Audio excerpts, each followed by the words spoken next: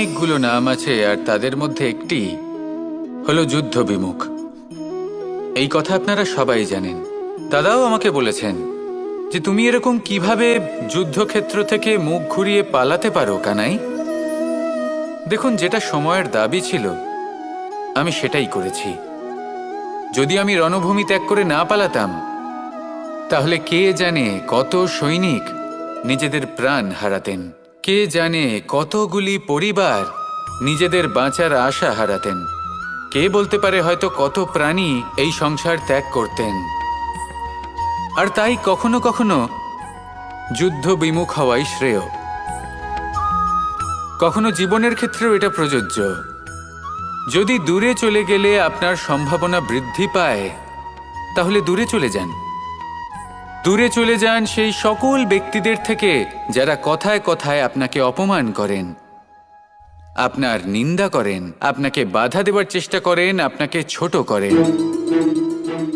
কারণ তাদের সাথে থেকে, সেই সকল ব্যক্তিদের সাথে থাকলে যারা আপনার মূল্য বোঝেন না, আপনি নিজের আত্মসম্মান, নিজের আত্মবিশ্বাস, নিজের ব্যক্তিত্বকে নত করে ফেলবেন। দূরে চলে যান সেই সকল সংঘর্ষ থেকে, সেই সকল পরিস্থিতি থেকে যাদের সম্মুখীন হয়ে আপনি কোনো পরিণামেই পৌঁছতে পারবেন না।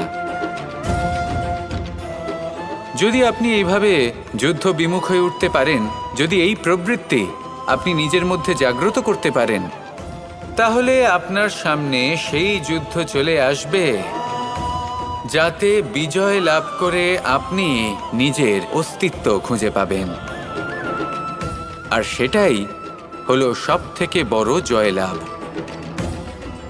আসুন আমার সাথে ভালোবেসে বলুন, রাধা রাধা। মানুষ একটা অত্যন্ত শ্রেষ্ঠ কর্ম করতে পারেন, সেটা হলো ভুলে যেতে পারা। আর সেটা বরদানের চেয়ে কম কিছু নয়। মানুষকে যখন কোনো কারণে নিজের প্রিয়জনদের থেকে দূরে যেতে হয়, তখন মনে দুঃখ জাগ্রত হয়। তিনি সেই দুঃখকে ভুলতে পারেন। কখনো কোনো সম্পর্ক থেকে যদি দুঃখ পেয়ে থাকেন, তখন সেই দুঃখকে ভুলতে পারেন। কিন্তু এই সংসারের প্রত্যেক আবেগ, প্রত্যেক বস্তু ভুলে যাওয়া উচিত নয়। বিশেষ করে আমাদের প্রিয়জন, আমাদের পরিবারের সদস্য। যখন এই সংসার থেকে ওনারা চলে যান, তখন যে সৎকর্ম ওনারা করেছেন, যে প্রেরণা ওনারা আমাদের প্রদান করেছেন, কখনো ভুলে যাওয়া উচিত নয়। যখন আপনি কোনো উঁচু স্থানে পৌঁছে যান, আপনি সাফল্য লাভ করেন, তখন সেই সকল বন্ধুদের ভোলা উচিত নয় যারা আপনার সাথে আরম্ভ থেকে ছিল, যারা সব সময় আপনাকে সাহায্য করেছে। আর সবথেকে গুরুত্বপূর্ণ কথা, আপনার বয়স যতই বৃদ্ধি পাক না কেন, মাতা পিতাকে কখনো ভুলবেন না। আপনি যতই বড় হন না কেন, আপনি তাদের সন্তানই থাকবেন। অভিজ্ঞতার দিক থেকে ওনাদের থেকে ছোটই থাকবেন। তাই সবসময় নিজের মাতা পিতাকে নিজের সাথে রাখুন, কখনো তাদের ভুলবেন না। সেই সকল ব্যক্তিদের ভুলে যাবেন না যারা দুঃখের দিনে আপনার সাথে ছিল, তবেই জীবনে সুখ পাবেন। আসুন আর আমার সাথে ভালোবেসে বলুন, রাধা রাধা। এই সংসারের একটা নিয়ম আছে, বা বলতে পারেন লোকে তাই বলে, যে শক্তিশালী হয় সে শক্তিহীনকে নত করে দেয়। এমনটাই হয়, তাই না? আবশ্যক নয়। কখনো কখনো এমনও হয়, একজন অসমর্থ ব্যক্তি সমর্থ ব্যক্তিকে নত করে দেন। এটা সম্ভব, এও হতে পারে। আর এটা তখন হতে পারে যখন তার মধ্যে ভালোবাসার শক্তি থাকে। ভালোবাসার শক্তি এই সংসারে সবথেকে বড় শক্তি হয়।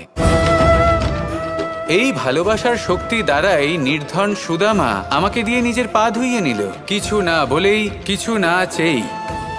এই কর্মের আধার ছিল শুধুমাত্র ভালোবাসা। খুব শক্তিশালী হয় এই ভালোবাসা। ভালোবাসার শক্তি দ্বারাই আপনি হিমালয় পর্বতকে নত করতে পারেন, তাহলে কি অসম্ভব হতে পারে? এই ভালোবাসার শক্তির সঞ্চার করুন, আর এই ভালোবাসার সাথেই বলুন, রাধা রাধা। মানুষের জীবনে স্বচ্ছতার একটা আলাদা গুরুত্ব আছে। যদি আপনি নিজেকে স্বচ্ছ রাখেন, তাহলে আপনার নিজেরও ভালো লাগবে, সামনের ব্যক্তিরও ভালো লাগবে। একটা অন্যরকম প্রভাব পড়বে। কিন্তু একজন শ্রেষ্ঠ ব্যক্তি কিভাবে হয়ে ওঠা সম্ভব?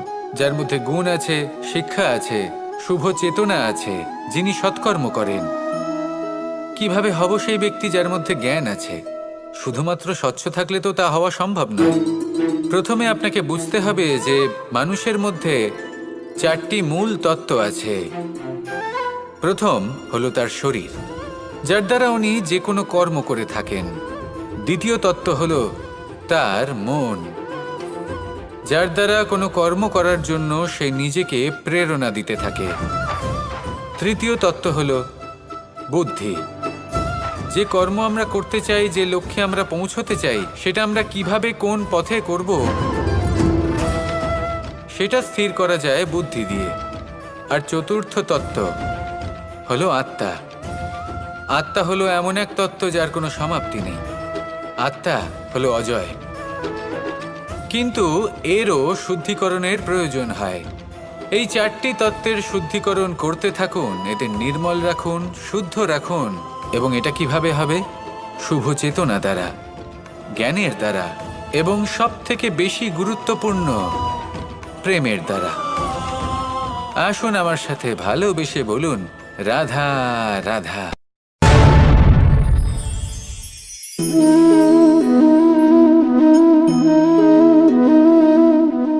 জল এই সংসারের সমস্ত প্রধান তত্ত্বের মধ্যে একটি।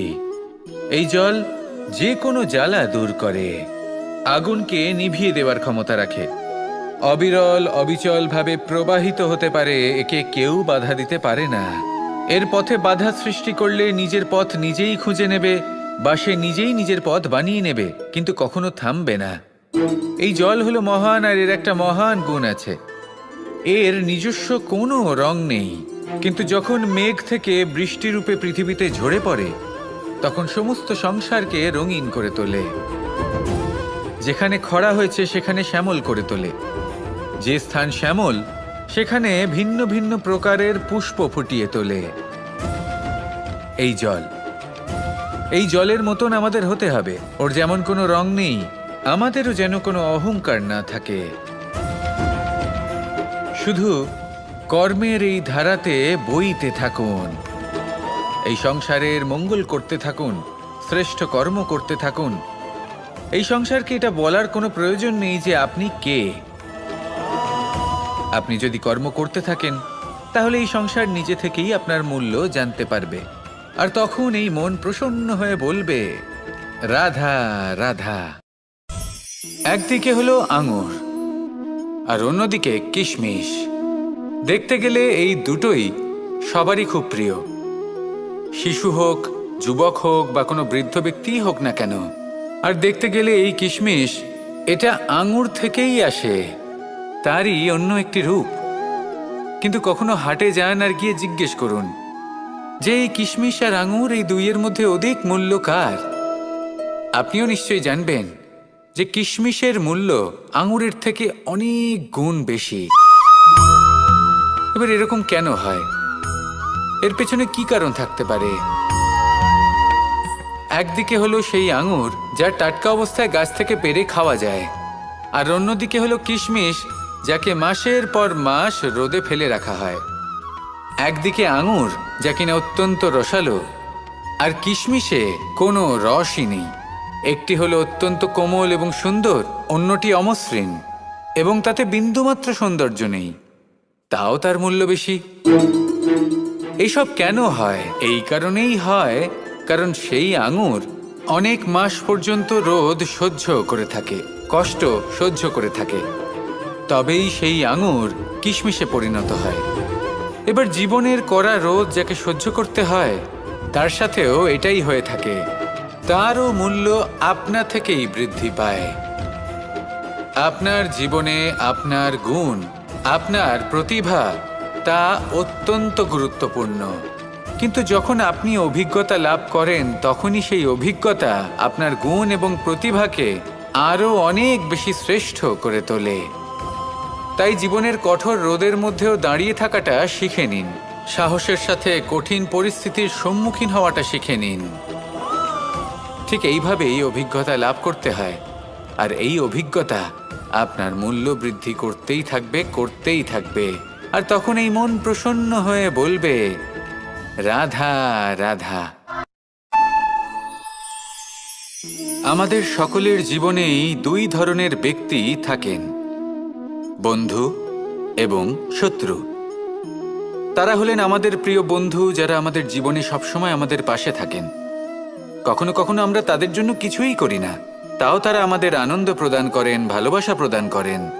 আর অন্যদিকে থাকে আমাদের শত্রু। দেখতে গেলে যখন আমরা জন্ম নিই তখন কিন্তু আমাদের কোনো বন্ধু থাকে না, আমাদের কোনো শত্রুও থাকে না। কিন্তু যত ধীরে ধীরে আমরা জীবনে এগোতে থাকি, আমাদের বয়স বাড়তে থাকে, তখন আমাদের বন্ধু আর শত্রু এই দুইয়ের সংখ্যা বাড়তে থাকে। আর সেই সব কিছু নির্ভর করছে আমাদের কথার ওপর এবং আমাদের ব্যবহারের ওপর।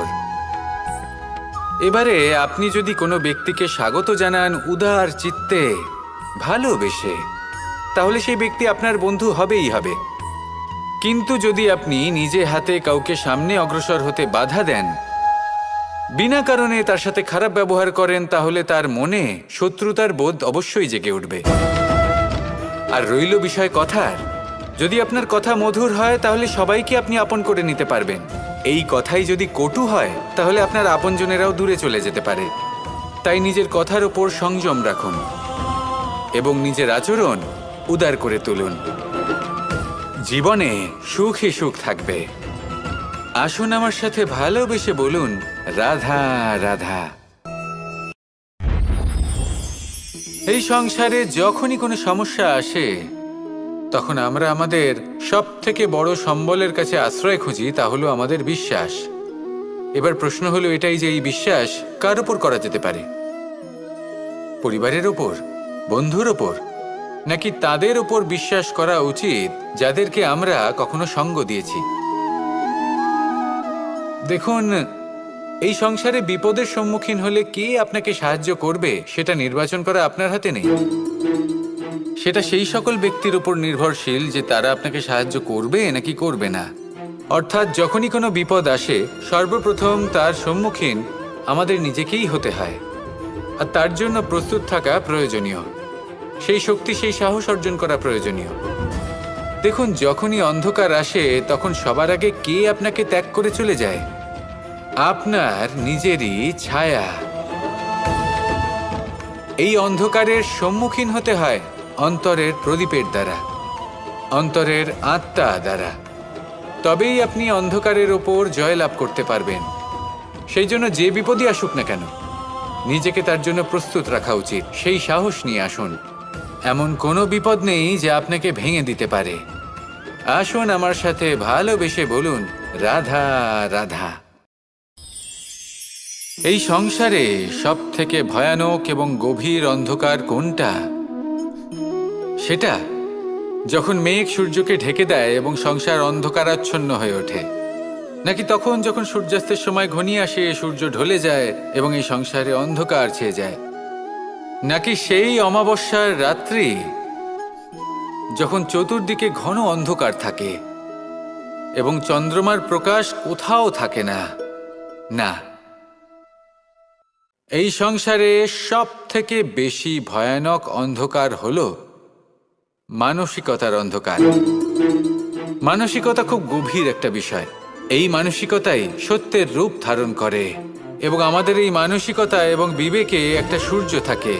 যদি আমরা এটা জীবন থেকে বের করে ফেলি তাহলে নিরাশা, হতাশা, অসফলতা এর এমন এক ঘন অন্ধকারে আমরা ফেঁসে যাব যে তার থেকে বাইরে বের হওয়া প্রায় অসম্ভব ব্যাপার হয়ে দাঁড়াবে।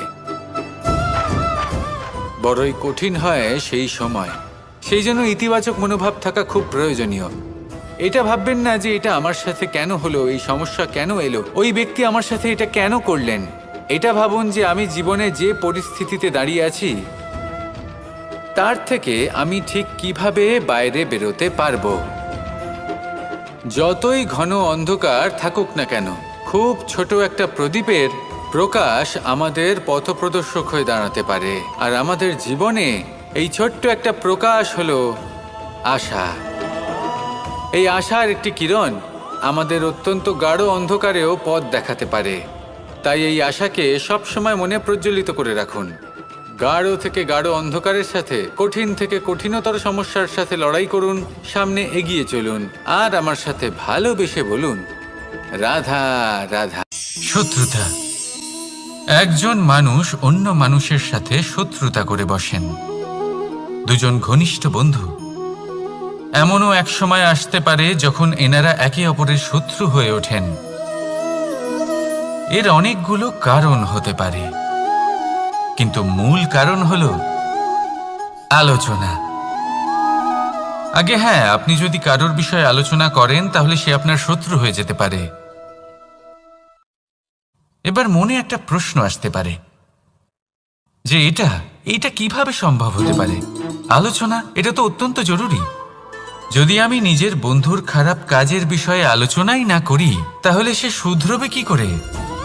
এ কথা সত্যি যে আলোচনা আবশ্যক, কিন্তু তার থেকেও বেশি গুরুত্বপূর্ণ এবং আবশ্যক হলো আপনার এই সিদ্ধান্ত।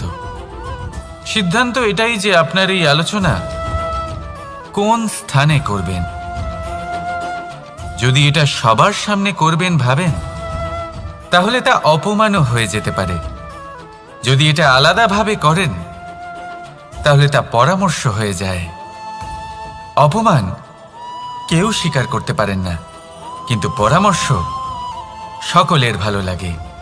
তাহলে যদি আপন কারোর জন্য ভালো কিছু চান, কাউকে শুধরে দিতে চান, আর আপনার মনে হয় আলোচনা আবশ্যক, তাহলে সর্বপ্রথম সময়, পরিস্থিতি আর স্থানের কথা মনে রাখবেন। নয়তো এই আলোচনা আপনাকে খুব ভোগাতে পারে। তাহলে আসুন আমার সাথে ভালোবেসে বলুন, রাধা রাধা। আপনার জীবনেও কি সমস্যা রয়েছে? অবশ্যই থাকবে। প্রত্যেকের জীবনেই সমস্যা থাকে।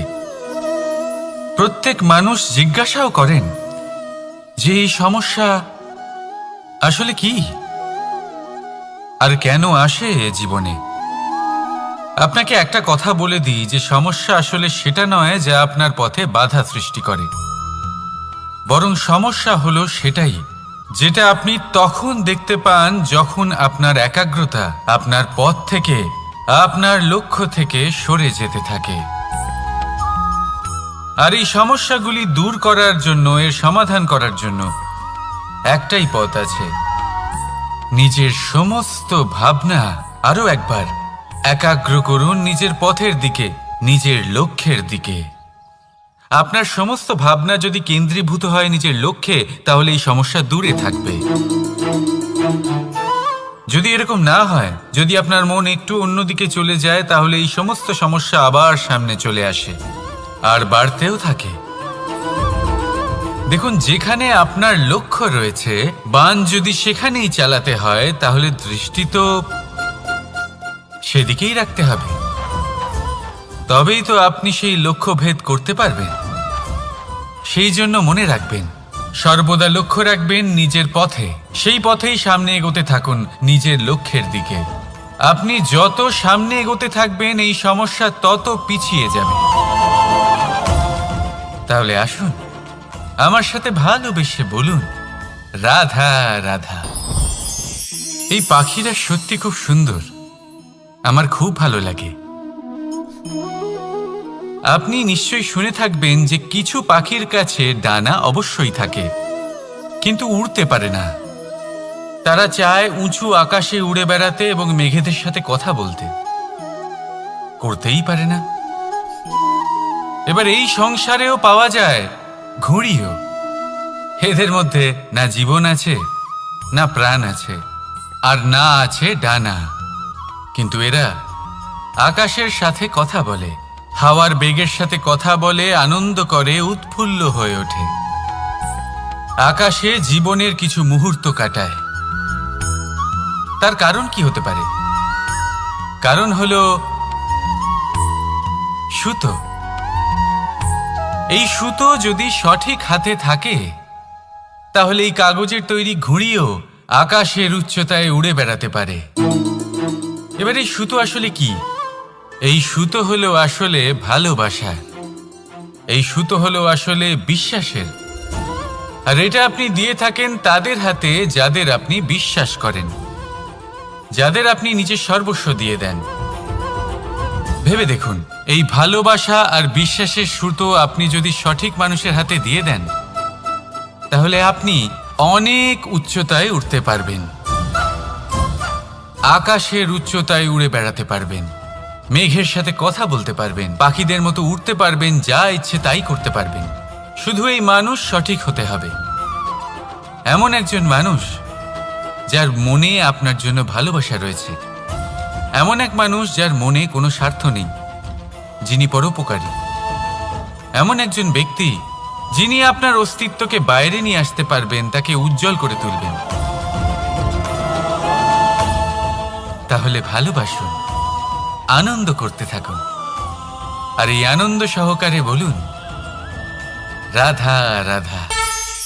আমরা সকলে এমন ব্যক্তির সাথে থাকতে চাই যারা খুব মিষ্টি কথা বলেন, যাদের ব্যবহার আমাদের ভালো লাগে, যারা দেখতে সুন্দর হন, যাদের আমরা পছন্দ করি।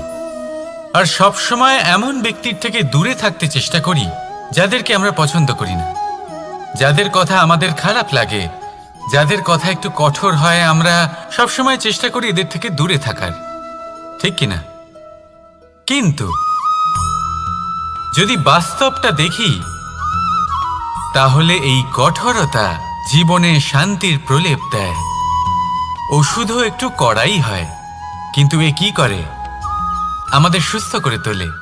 ঠিক সেইভাবেই ভালোবাসার এই অধ্যায় একটু কঠিন, একটু কড়াও মনে হতে পারে, কিন্তু এর ফল সবসময় আপনাদের স্বাস্থ্যের পক্ষে ভালোই হয়। সেই জন্য যদি কেউ আপনার নিন্দে করে, আপনাকে কড়া কথা শোনায়, আপনার ব্যাপারে আলোচনা করে, তার মানে এটা নয় যে সে আপনার শত্রু।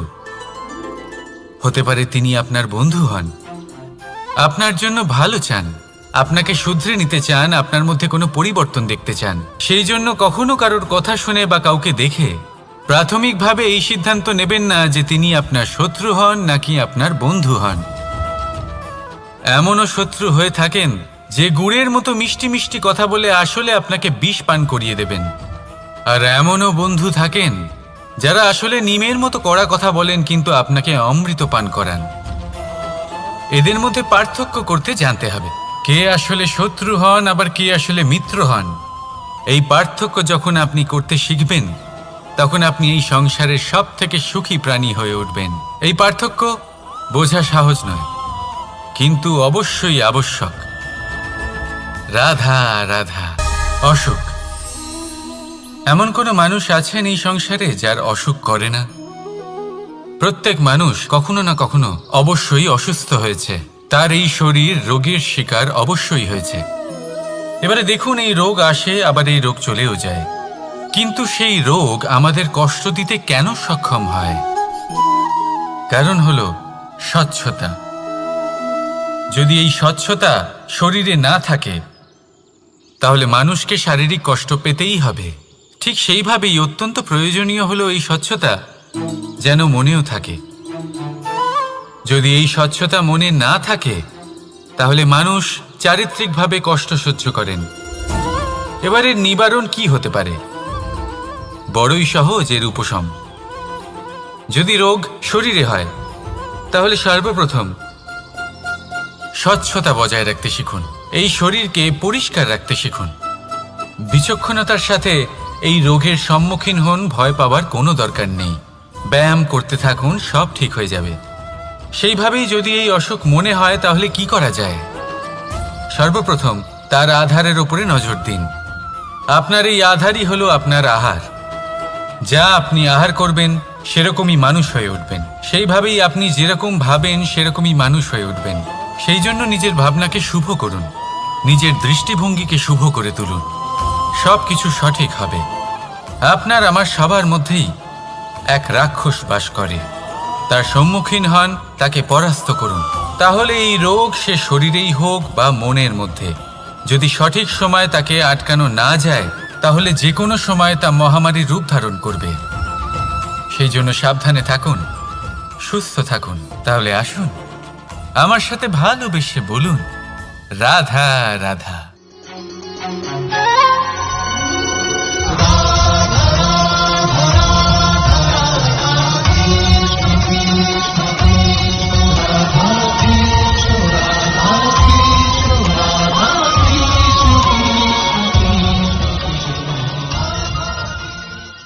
সংসারে সব থেকে বড় ব্যক্তি কে? আপনি বলবেন এই কেমন ধরনের প্রশ্ন, কিন্তু এটা হলো সব থেকে উচিত প্রশ্ন। কেউ এর উত্তর দেবে যে সেই মহাপ্রতাপী রাজা, তিনি হলেন সব থেকে বড় ব্যক্তি, সেই বড় রাজনীতিবিদ, তিনিই সব থেকে বড় ব্যক্তি। আমি আপনাকে জানাই যে সংসারের সব থেকে বড় ব্যক্তি হলেন তিনি, যার সাথে দেখা করলে আপনি নিজেকে ছোট মনে করবেন না। কোনো ব্যক্তি যিনি সব থেকে বেশি শক্তিশালী, আপনি যদি তার সামনে যান তাহলে উনি আপনার অন্তরের শক্তিকে বাইরে বের করে আনবে, আপনার অন্তরের লুকিয়ে থাকা শক্তিকে জাগ্রত করতে প্রেরণা প্রদান করবে। তিনি হলেন বড় ব্যক্তি, তিনি হলেন মহান ব্যক্তি। তিনি নন যিনি নিজের বল এবং ঐশ্বর্য দ্বারা আপনাকে তার সামনে ছোট প্রমাণ করবেন। এবং সেই জন্য মহাদেব আমার আরাধ্য হলেন আমার খুব প্রিয়। কারণ রাজা হোক বা ফকির, কেউ যদি ওনার সামনে যান তাহলে সে নিজেকে ছোট মনে করেন না। আপনিও যদি জীবনে অনেক বড় হতে চান তাহলে কাউকে কখনো নিজেকে ছোট মনে করতে দেবেন না। তার অন্তরে বড় হয়ে ওঠার প্রেরণা প্রদান করুন। আসুন আমার সাথে ভালোবেসে বলুন, রাধা রাধা। এই জীবন কিভাবে বদলানো সম্ভব? কিছু মানুষ বলেন যে নিরন্তর কাজ করলে, পুরুষার্থ পালন করলে এই জীবন বদলে ফেলা সম্ভব। আজ আমি আপনাকে বোঝাবো যে এক মুহূর্ত, সময় আর সিদ্ধান্ত কতটা গুরুত্বপূর্ণ হয়। এক মুহূর্তই যথেষ্ট। একটা মুহূর্ত এত শক্তিশালী হতে পারে যে তা আপনার সমগ্র জীবন পাল্টে দিতে পারে। এমন এক সময় ছিল শ্রীরামের কাছে, যখন ওনাকে সিদ্ধান্ত নিতে হয় যে উনি নিজের পিতার আদেশ পালন করতে বনবাসে যাবেন নাকি যাবেন না। উনি সেই আদেশ পালন করেছিলেন, তারপর সময় অনুসারে উপযুক্ত সিদ্ধান্ত নিলেন। আর আজ সকলের মনে বসবাস করেন শ্রীরাম। আর অন্যদিকে আছে রাবণ। ওনার কাছে একটা সময় ছিল, একটা সুযোগ ছিল নিজের প্রারব্ধকে শুভ করে তোলার। উনি ভুল করলেন আর মৃত্যু লাভ করলেন। নির্বাচন সবসময় আপনার হাতে, শুধু আপনাকে সময়কে বুঝতে হবে, সেই মুহূর্তকে বুঝতে হবে আর উচিত সিদ্ধান্ত নিতে হবে, ব্যাস। বুঝতে শিখুন এই সময়ের দাবি কি, বুঝতে শিখুন এই সময়ের ইচ্ছে কি, আর উচিত সিদ্ধান্ত নিন। আর আমার সাথে ভালোবেসে বলুন, রাধা রাধা। জ্ঞান এবং অহংকার, এই দুইয়ের মধ্যে সম্পর্ক কোথায়? সম্পর্ক ঠিক সেরকম যেরকম হাত এবং কাকনের, যেমন চোখ এবং দৃষ্টির সম্পর্ক। এবার আপনি বলবেন, এ আমি কি বলছি? জ্ঞান এবং অহংকারের এমন সম্পর্ক কি করে হতে পারে? দেখুন, যে ব্যক্তি জ্ঞানী, যার কাছে জ্ঞান রয়েছে এবং তিনি জানেন যে তার কাছে জ্ঞান রয়েছে, তার মধ্যে নিজে থেকেই অহংবোধ জাগ্রত হয়। খুব কম সংখ্যক এমন জ্ঞানী ব্যক্তি আছেন যারা নিজেদের অহংকারের বিষয়ে আঁচ করতে পারেন। প্রকৃত জ্ঞানী হলেন তিনি, যিনি নিজের জ্ঞানের সদ্ব্যবহার করে অহংকারকে দূর করেন। উচিত সময়ে বুঝে যান, নিজের অন্তর যাচাই করে এই বিষয়টা দেখেন যে তার অন্তরে অহংবোধ জাগ্রত হচ্ছে এবং নিজেকে সেখানেই থামিয়ে দেন, যাতে অহংকারের পথে তিনি অগ্রসর না হয়ে যান। এই অহংকার কখন উচিত, কখন অনুচিত, কখন প্রয়োগ করা উচিত, উচিত নয়, কখন বাধা দেওয়া উচিত, এটা শেখা অত্যন্ত প্রয়োজনীয়। আর যদি এটা আপনি শিখতে পারেন তাহলে আপনি একজন জ্ঞানীও হয়ে উঠবেন এবং সুখীও থাকবেন। তাই মনে রাখবেন, এই জ্ঞান নিয়ে কখনোই অহংকার করবেন না, বরং সবসময় নিজের অহংবোধের বিষয়ে প্রকৃত ধারণা রাখবেন। আসুন আমার সাথে ভালোবেসে বলুন, রাধা রাধা। আমাদের জীবনে 7 ধরনের সুখ আছে, আর সেগুলো লাভ করার জন্য আমরা অত্যন্ত প্রচেষ্টা করি। কিন্তু কোনো প্রচেষ্টা করার পূর্বে তা কিভাবে করব সেটা বোঝা খুব প্রয়োজন, আর সেখানেই আমরা ভুল করে থাকি। যে কাজটা আমাদের পরে করা উচিত সেটাই আমরা আগে করে বসি। আপনাকে স্পষ্ট করে বোঝাই, প্রত্যেক সুখের সাথে দুটি ক্রিয়া জড়িত থাকে। এবার যখন আমরা ধনের কথা বলি তখনও দুটি ক্রিয়া জুড়ে থাকে। প্রথম ক্রিয়া হলো ধন অর্জন করা, দ্বিতীয় ক্রিয়া হলো ধনের ব্যবহার করা। আর জীবনে ধনের ব্যবহার করার পূর্বে ধন কিভাবে অর্জন করতে হয় তা শেখা অত্যন্ত প্রয়োজনীয়। আমরা মন্দিরে যাই, ভগবানের আরাধনা করি, তার জন্য পুজো করি, ওনাকে প্রসন্ন করতে চাই, কিন্তু তার আগে ভগবানের ওপর আস্থা রাখা প্রয়োজনীয়। যদি আপনার অটল বিশ্বাস থাকে তবেই আপনি প্রকৃত ভক্ত হয়ে উঠতে পারবেন। এবার যদি আপনি বক্তা হয়ে থাকেন, শ্রেষ্ঠ বক্তা হতে চান, এই সংসারের সামনে নিজের বক্তব্য রাখতে চান, তাহলে কথা বলার পূর্বে কথা শুনতে শিখুন। তবেই আপনি একজন শ্রেষ্ঠ বক্তা হয়ে উঠতে পারবেন। জীবনে সম্পর্ক স্থাপন করার আগে সম্পর্ক বজায় রাখতে শিখুন। তবেই আপনি একজন প্রকৃত সাথী হয়ে উঠবেন।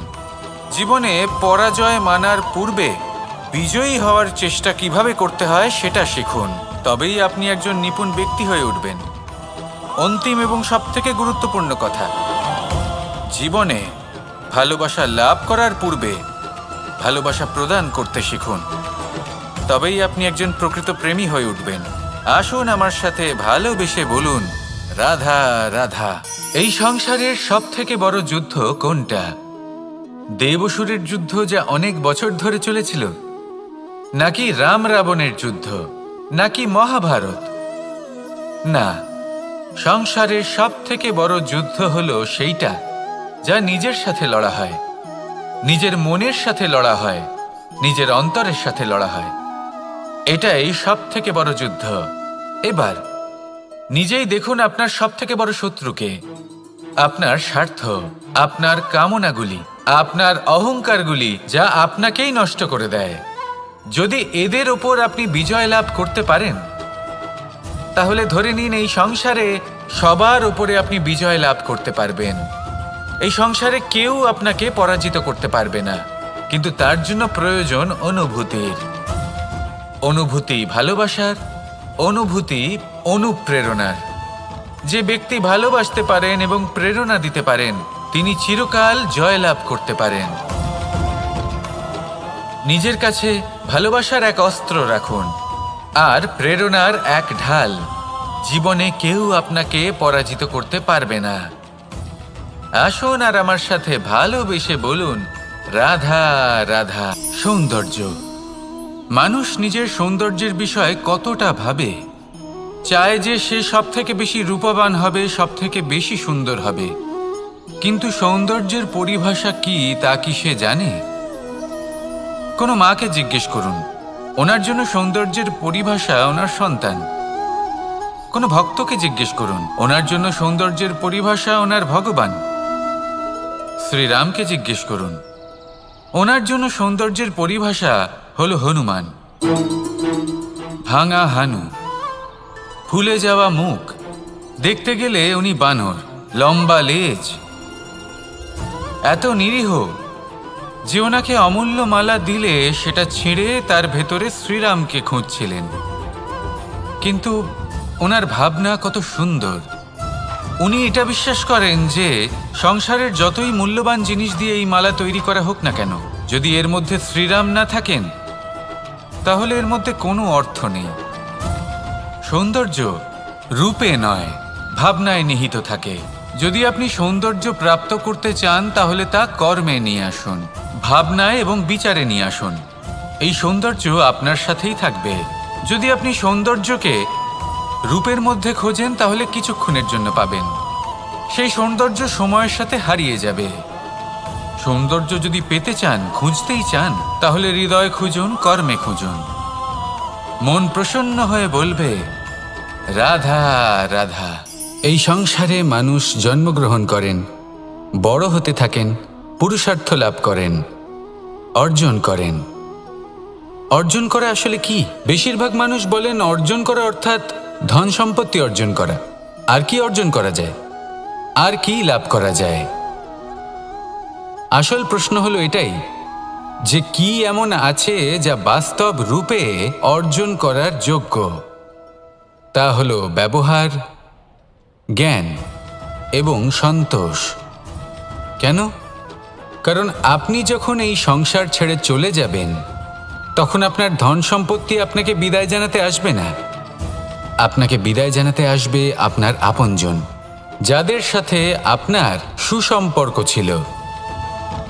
সমগ্র সংসারে সহস্র মানুষ ধন অর্জন করে থাকেন। শ্রেষ্ঠ মানুষ হলেন তিনি, যিনি ব্যবহার, জ্ঞান এবং সন্তোষ অর্জন করে থাকেন, একে সকলের মধ্যে বিতরণ করেন। তাই এটাই করুন, আর আমার সাথে ভালোবেসে বলুন, রাধা রাধা। সেই কখন থেকে এই পুস্তকটিকে দেখছি, কিন্তু এর থেকে আমি কোনো জ্ঞান লাভ করতেই পারছি না। এবার আপনি বলবেন যে আজ কেমন বিচিত্র কথা বলছি আমি। যদি এই পুস্তক থেকে আমাকে জ্ঞান লাভ করতে হয়, তাহলে শুধুই তাকিয়ে থাকলে হবে না। আমাকে এই পুস্তককে খুলতে হবে, পড়তে হবে, তাকে বুঝতে হবে, তবেই তো জ্ঞান প্রাপ্তি হবে। বড়ই সহজ একটা ব্যাপার, কিন্তু একে যাপন করা অত্যন্ত কঠিন, তাই না? আপনি নিজেকেই দেখে নিন। আপনার কাছে অনেক জ্ঞান রয়েছে। সহজ থেকে সহজতর জ্ঞানের কথা যদি বলি, আপনি এটুকু তো জানেন যে সত্যি কথা বলা ভালো কাজ, দান করা হলো পুণ্যের কাজ। আপনি জানেন যে পরিশ্রম করলে সাফল্য আসবে। এই জ্ঞান তো আমাদের কাছে রয়েছে, এমন অনেক জ্ঞান আমাদের কাছে রয়েছে, কিন্তু আলস্যের কারণে, অবহেলা করে আমরা শুধু এই জ্ঞান প্রয়োগ করতে পারি না, এই জ্ঞান যাপন করতে পারি না, একে আচরণে প্রয়োগ করতে পারি না। সেই জন্য দুঃখী হয়ে যাই। তাই আপনার কাছে যা যা জ্ঞান আছে, যা যা জ্ঞান আপনি লাভ করেছেন, সেই জ্ঞান যাপন করা শুরু করুন, জীবনে প্রয়োগ করতে শুরু করুন। এই মন প্রত্যেকটি মুহূর্তে প্রসন্ন থাকবে, আর লক্ষ্যপ্রাপ্ত করে এই মন বলবে, রাধা রাধা। একটা জলের ফোঁটাকে ফোঁটা নামে সম্বোধন করা হয়। অনেক ফোঁটা একত্রিত হলে সাগরের রূপ ধারণ করে। শুধু একটা পাতাকে পাতা বলা হয়, অন্য অনেক পাতার সাথে একত্রিত হলে তা গ্রন্থের রূপ ধারণ করে। একটা মাত্র সুতো অন্য সুতোর সাথে মিলিত হলে বস্ত্রের রূপ ধারণ করে। অনেক সংখ্যক ইট একত্রিত হলে মহলের রূপ ধারণ করে। সৈন্যরা একত্রিত হলে সৈন্যদল তৈরি হতে পারে। এটা হলো শক্তি সংগঠনের, এটাই হলো শক্তি একতার। তা সে বনস্পতি হোক বা কোনো ব্যক্তিই হোক, কোনো মনোভাবই হোক, যদি একা থাকে তাহলে দুর্বল হয়ে পড়বে। যদি সংগঠিত থাকে তাহলে শক্তিও বাড়বে, আর আপনাকে সামনে এগিয়েও নিয়ে যাবে। তাই এই একতায় বিশ্বাস রাখুন, আর আমার সাথে ভালোবেসে বলুন, রাধা রাধা। এমন কিছু রয়েছে মানুষের মনে, তাদের জীবনে এমন এক আবেগ যা সর্বজন বিদিত, যা সবাই জানেন যে উপস্থিত আছে। সেটাকে আমরা সমস্যা বলে থাকি। এমনিতে আমরা সকলেই জানি যে এমন কোনো গৃহ নেই যেখানে মৃত্যুর ছায়া পড়েনি, এমন কোনো বৃক্ষ নেই যার দ্বারা ওষুধ তৈরি সম্ভব নয়, এমন কোনো অন্ন নেই যা সময়ের সাথে বিষ বা অমৃতে পরিণত হতে পারে। এবার এই সমস্যাগুলি কোনো ব্যক্তির জন্য সমস্যা হতে পারে, কিন্তু নিজে থেকে এরা কোনো সমস্যাই নয়। এরা আসে আমাদের সাহায্য করতে, আমাদের কিছু শেখাতে। আপনি নিজেই দেখুন, পর্বতের শিখর থেকে কোনো এক পাখি পড়ে গিয়ে নিজের প্রাণ ত্যাগ করলো। সেটা কখন সম্ভব? যখন সেই পাখি ওড়ার চেষ্টাই করে না। তখন যখন কোনো ব্যক্তি জলে পড়ে যান এবং ডুবে গিয়ে নিজের প্রাণ হারান, এর সম্ভাবনা কখন বেশি থাকে? যখন সেই ব্যক্তি সাঁতার কাটার চেষ্টাই করেন না। তখন এই সমস্যা প্রত্যেকের জীবনে থাকবেই, কিন্তু এটা মনে রাখা প্রয়োজনীয় যে কোনো সমস্যা পরিস্থিতির কারণে সমস্যা হয়ে ওঠে না। এই পরিস্থিতি যখন আমাদের সামনে আসে, আমাদের তা কঠিন মনে হয়, আমরা নতমস্তক হয়ে পড়ি, ভয়ভীত হয়ে পড়ি, তার সম্মুখীন হতে পারি না। তখন তা সমস্যার রূপ নেয়। দৃঢ় হয়ে দাঁড়িয়ে থাকুন সাহসের সাথে, এই পরিস্থিতিগুলির সম্মুখীন হন। দেখবেন সমস্যা কখন সাফল্যে পরিণত হবে আপনি জানতেই পারবেন না। আসুন আমার সাথে ভালোবেসে বলুন, রাধা রাধা।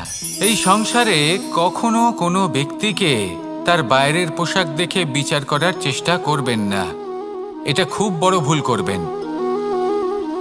যেমন আমরা জীবনে অনেক সময় এমন করি, ধরুন কোথাও একটা গাছ দেখলাম, খুব বিশাল আকারের একটা গাছ, যেটা মাটির থেকে অনেক উঁচুতে পৌঁছে গেছে, যার বিশাল শাখা আছে। সেগুলো দেখে আমরা ভাবি যে এই গাছে হয়তো কত সুস্বাদু ফল আছে। আমরা সেই গাছের পরিচর্যা করতে থাকি। আবার অন্যদিকে হলো একটি তৃণ, যেটা মাটি থেকে কিছুটা উঁচুতে পৌঁছেছে, কিন্তু সেই তৃণর নিচে, মাটির নিচে অত্যন্ত সুস্বাদু ফল বা সবজি জন্ম নেয়, যা আমাদের স্বাস্থ্যের পক্ষে অত্যন্ত উপকারী। সেই জন্য কখনো আবরণ দেখে কাউকে বিচার করতে চেষ্টা করবেন না। তার বদলে এটা বোঝার চেষ্টা করুন যে আপনার সামনে যে ব্যক্তি আছে বা বস্তু আছে, তার বিশেষত্ব কি। যদি এই বিশেষত্ব বোঝার ক্ষমতা আপনি অর্জন করেন, যদি এই শিল্প আপনি নিজের ভেতরে জাগ্রত করেন, তাহলে এই সংসারে বিশেষত্ব কি সেটা আপনি জানতে পারবেন। আর এই সমস্ত খেলা দৃষ্টি থেকে নয়, দৃষ্টিভঙ্গি থেকে জন্ম নেয়। দৃষ্টিভঙ্গি সবসময় শুভ রাখুন, আর আমার সাথে ভালোবেসে বলুন রাধা রাধা। যখন মানুষের মৃত্যু হয় তখন কি হয়? অনেক সংখ্যক মানুষ শোক পালন করতে চলে আসেন। যে ব্যক্তি মৃত্যু লাভ করেছেন তার অনেক বস্তু থাকে যেগুলো তার প্রিয়, যেগুলো তিনি ব্যবহার করেছেন। তার শয্যা, তার বস্ত্র, তার আভূষণ সবকিছু তার থেকে বিচ্ছিন্ন করা হয় এবং খালি হাতে তাকে শ্মশানের উদ্দেশ্যে রওনা করা হয়। আমি আপনাকে এই প্রশ্ন করতে চাই, আপনি এই সংসারে কি অর্জন করেছেন? ধন সম্পত্তি, বস্ত্র, আভূষণ, এই সব কিছু যে আপনি অর্জন করেছেন, আপনার মৃত্যুর পরে তা আপনার থেকে দূর হয়ে যাবে। এর উত্তর হলো একটাই, আপনার কর্ম। শুধু সেটাই আছে যা একান্ত আপনার, আর শুধু সেটাই এই সংসার থেকে চলে যাওয়ার পরেও সংসারেই জীবিত থাকবে। যদি আপনি দুষ্কর্ম করেন, তাহলে এই সংসার আপনাকে একটি অনুচিত উদাহরণ হিসেবে মনে রাখবে যে এই ব্যক্তি খুব পাপী ছিল, অনুচিত কর্ম করতেন। যে পথে তিনি চলেছেন সেই পথে কারোর চলা উচিত নয়। সেখানেই যদি আপনি সৎকর্ম করেন, তাহলে সংসার চিরকাল এটাই বলবে যে খুব ভালো মানুষ ছিলেন, সবাইকে ভালোবাসতেন, সবাইকে সাহায্য করতেন, আমার খুব প্রিয় মানুষ ছিলেন। এটাই হলো শ্রেষ্ঠ কর্ম। সেই জন্য জীবনে শুধুমাত্র ধন সম্পত্তি, আভূষণ এই সব অর্জন করতে গিয়ে নিজের মনোনিবেশ করবেন না। শ্রেষ্ঠ কর্ম করুন। সংসার থেকে চলে যাওয়ার পরেও এই কর্মই এই সংসারে আপনাকে জীবিত রাখবে। আসুন আমার সাথে ভালোবেসে বলুন রাধা রাধা। আমরা সবাই সূর্যকে সম্মান করি, ওনাকে শ্রদ্ধা করি, ওনাকে পুজো করি। এই সূর্য আমাদের শক্তি প্রদান করেন, প্রকাশ প্রদান করেন। কখনো কখনো উষ্ণতা এতটাই বাড়িয়ে তোলেন, এতটাই তপ্ত করে তোলেন, আমাদের একথা মনে হয় যে আমাদের এই শরীর জ্বলে যাচ্ছে। তখনও আমরা বিরোধিতা করি না, তাকে কটু কথা শোনাই না, আমরা সসম্মানে তা গ্রহণ করি। কেন কেন করি? কারণ আমরা জানি যে সন্ধেবেলা যখন সূর্যাস্ত হবে, তখন শুধুমাত্র অন্ধকার বাকি থাকবে। ঠিক কিছুটা এরকমই হয় আমাদের মাতা পিতাও, যিনি আমাদের জন্ম দেন, আমাদের ভরণ পোষণ করেন, আমাদের বড় করেন, আমাদের প্রেম প্রদান করেন। কখনো কখনো তাদের মুখ থেকে কটু কথা নিঃসৃত হয়, আমাদের দুঃখ হয়, কিন্তু তখন আমাদের এটা বোঝা উচিত এগুলি নিঃসৃত হচ্ছে আমাদেরই মঙ্গলের জন্য। যেমন সূর্যদেব, উনিও উত্তাপ দিয়ে থাকেন আমাদেরই মঙ্গলের জন্য, যাতে ফসল পাকতে পারে, যাতে জল বাষ্প হয়ে মেঘ হতে পারে, বৃষ্টি হতে পারে, আর এই সংসারে নিরন্তর জলের প্রবাহ থাকে। আমাদের মাতা পিতা, তাদের কঠোর আচরণ, তাদের কঠোর অনুশাসনের পেছনে লুকিয়ে থাকে ওনাদের ভালোবাসা। আমাদের তা বুঝতে হবে, সসম্মানে ওনাদের গ্রহণ করতে হবে। কারণ ঠিক সূর্যাস্তের পরে যেমন চতুর্দিক অন্ধকারচ্ছন্ন হয়ে যায়, তেমনি আমাদের জীবন থেকে যখন আমাদের মাতা পিতা চলে যায়, তখন আমাদের জীবনেও শুধু এবং শুধুমাত্র অন্ধকারই ছেয়ে থাকে। সেই জন্য নিজের মাতা পিতাকে সম্মান করুন, ওনাদের ভালোবাসা প্রদান করুন। এই মন আর এই জীবন প্রসন্ন হয়ে বলবে রাধা রাধা। পরিস্থিতি কখনো এটা ভালো থাকে, আবার কখনো মন্দ হয়ে যায়। কখনো এই পরিস্থিতি আমাদের পক্ষে থাকে, আর কখনো এই পরিস্থিতি অনুযায়ী আমাদের চলতে হয়। কোনো বিকল্প থাকে না। কিন্তু যখনই এই পরিস্থিতি খারাপ হয়ে যায় তখন কি করা উচিত সেই প্রশ্ন মনে জেগে ওঠে। পরিস্থিতি যখন প্রতিকূল হয় তখন আমরা কিছু হারালে তা হারিয়ে ফেলি, ঠিক আছে, কিন্তু যা বাকি আছে সেটা আমরা আগলে রাখতে পারি। পরিস্থিতিকে সামলে রাখার চেষ্টা আমরা অবশ্যই করতে পারি, শুধু সেটুকুই আমাদের হাতে রয়েছে। কিন্তু এর থেকেও বড় সমস্যা আছে, অহংকার। কখন প্রবেশ করে আমরা জানতেও পারি না। এই অহংকার আপনাকে বুঝতেও দেবে না যে আপনি সত্যি কিছু হারিয়েছেন। আপনার কিছুই যাবে আসবে না। দেখতে গেলে আকাশের সূর্য নিজের প্রকাশ হারিয়ে ফেলে যখন অন্ধকার ঘনিয়ে আসে। তাহলে আমরা কে হই? ওনার সামনে তো কিছুই নই। এই অহংকার আমাদের দমন করতেই হবে। এটা বিশ্বাস করতে হবে যে এই সমগ্র সৃষ্টিতে আমরা শুধুমাত্র একটা কণা, তার থেকে বেশি আর কিছুই নয়। বিশ্বাস করতে হবে যে আমরা ততটাও বড় নই যে কখনোই কিছুই হারাবো না। এবার যেদিন এই জ্ঞান আপনি আত্মস্থ করে নিজের আচরণ পাল্টাবেন, মনে রাখবেন সেই দিনই অহংকারকে দমন করতে আপনি পথে অগ্রসর হয়ে পড়েছেন। এই অহংকারকে দমন করুন আর আমার সাথে ভালোবেসে বলুন রাধা রাধা। আমি দ্বারকাধীশ এবং আমার সভাতে বিভিন্ন সময় বিভিন্ন ধরনের মানুষ আসেন, নিজেদের দাবি নিয়ে, নিজেদের ইচ্ছে নিয়ে। কখনো কেউ ভোজন চান, আবার কখনো কেউ ওষুধ। কখনো কেউ বস্তু চান, কেউ আবার চান বস্ত্র। কারোর জ্ঞান চাই, কারোর ধন চাই, আবার কারোর বাসস্থান। অনেক সময় আমি এই অনুরোধ, এই ইচ্ছে পূর্ণ করি না। এবার আপনি এটা ভাবতেই পারেন যে কৃষ্ণ তো তাহলে লোভী, ওর কাছে তো সবকিছুই রয়েছে, তারপরেও সে নিজের প্রজার ইচ্ছে পূর্ণ করে না, তাদের সমস্যাগুলি বুঝতে পারে না, তাদের সুখ স্বাচ্ছন্দ্য প্রদান করে না। আসল সত্য হলো এটাই যে কোনো সবল ব্যক্তি, যে কোনো গৃহস্থ ব্যক্তি যে কাজ করতে সক্ষম, তার পরিশ্রম দ্বারাই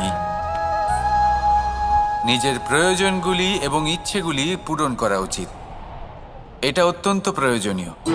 আর এগুলো তিনি করতে পারেন শিল্প, ব্যবসা, আচরণ অথবা জ্ঞানের ভিত্তিতে। এই পথে চলতে হবে, পরিশ্রম করতে হবে, তবেই সে কিছু অর্জন করতে পারবে। এবার এমন কোনো ব্যক্তি যার এই সব কিছুতে কোনো রুচি নেই, যে কিছুই করতে চায় না, সে কিছুই অর্জন করতে পারবে না। এবার এরকম কোনো ব্যক্তিকে যদি আমি কোনো বস্তু প্রদান করি, তাহলে কি হবে? সে পরাধীন হয়ে যাবে, আর সেটা উচিত হবে না। তাহলে কি করা উচিত? তাকে পথ দেখানো, তাকে বোঝাতে হবে যে কোন পথে চলে তুমি নিজের লক্ষ্য প্রাপ্ত করতে পারবে। শিল্প, জ্ঞান, আচরণ এবং ব্যবসা, এই পথে কিভাবে চলে সেটা শেখাতে হবে। আর আমি সেটাই করি। তার ফলে কি হয়? ব্যক্তি স্বাধীন হয়ে যায়।